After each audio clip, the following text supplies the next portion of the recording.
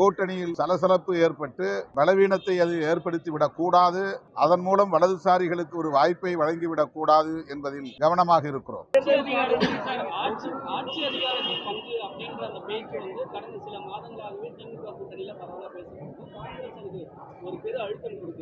திமுக தலைமையில தேர்தலுக்கு முன்னாடி இது ஒரு அழுத்தமா இருக்கக்கூடிய சூழலா மாறி இருக்கு அப்படின்னு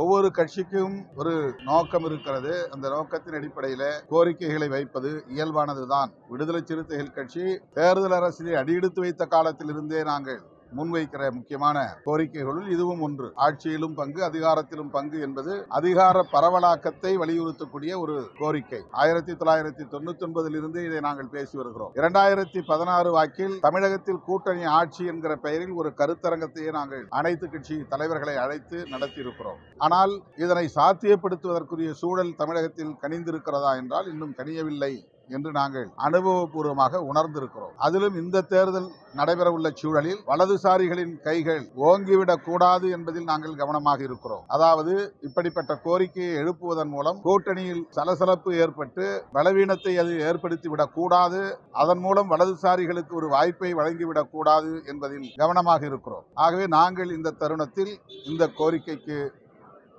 அழுத்தம் கொடுக்கவில்லை. ஆனால் அந்த கோரிக்கையை நாங்கள் கைவிட்டு விடவில்லை.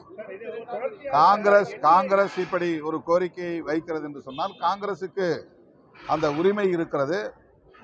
அது கட்சிக்குள்ளே, கூட்டணிக்குள்ளே பேசி தீர்க்கப்படும்.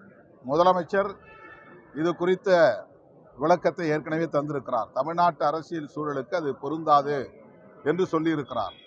பொருந்தாது என்பதனால் காங்கிரஸ் அந்த கோரிக்கையை மறுபடியும் எழுப்பக்கூடாது என்று இல்லை. அப்படி எழுப்புவதனால் கூட்டணி இதனால் சிதறிவிடும் என்று பலரும் எதிர்பார்க்கிறார்கள். நான் நம்புகிறேன் காங்கிரஸ் திமுக கூட்டணியில் நீடிக்கும். அவர்கள் பேச்சுவார்த்தையில் இதை சுமூகமாக